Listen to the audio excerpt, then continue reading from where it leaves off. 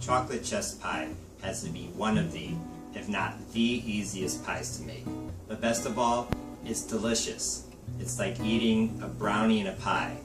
If you want to learn how to make this easy and delicious traditional southern pie, keep watching. So I melted the butter, I covered it and microwaved it on high for 25 seconds and then 15 seconds. So now all that I literally have to do is put it into my large mixing bowl, add the brown sugar, add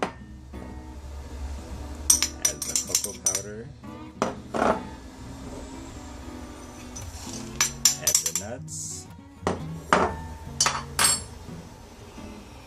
salt, vanilla extract, and then the eggs. Personally, I prefer to crack my eggs into a separate bowl, just in case one is bad. And now that all of our ingredients are in a mixing bowl, all I have to do is stir. When you're filling your pie, make sure that you are filling it close to the oven, because you don't want to accidentally spill it on the way over to the oven. Also, mixing it and putting it together is really easy. Honestly, the hardest part is the baking. It all depends upon how well you like it cooked. If you don't mind it to be a little bit mushier, then you cook it for a little bit less time. If you want it to be firmer, you cook it for a little more time. It's all personal preference. I like this because it's cooked all the way through, but it's not hard. Once again, if you've never made this before, try it out with my recommendation. If you don't like it, if you think it's too soft, then cook it for longer next time. If you think it's too hard, don't cook it for as long. Sometimes you have to do a little bit of experimentation to find out what you like. So it's been 35 minutes. As you can see, the filling has puffed up a lot.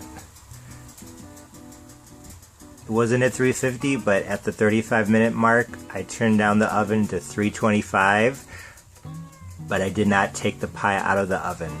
What I'm going to do now is I'm going to put a piece of foil on top of the pie like this and put it back in for 15 more minutes. The pie is now done. I literally just took it out of the oven.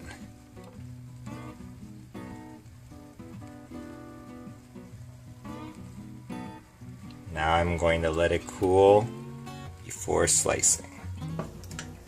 The first slice is always the most difficult. Now I have my pie server. Take it out, put it onto a plate like that. First piece of chocolate chess pie. This pie was incredible. As I said earlier in the video, it was like eating a rich, fudgy, chocolatey brownie inside of a crisp pie crust. This pie was really good, not only because of the combination of flavors, but also because of the combination of textures. Although you could leave the pecans out and it would still be incredibly delicious, I think the pecans added yet another variable to the texture combination. Like I already said, this pie is definitely a keeper. Thanks for watching. Please be sure to like, share, comment, and subscribe. See you next time. Bye!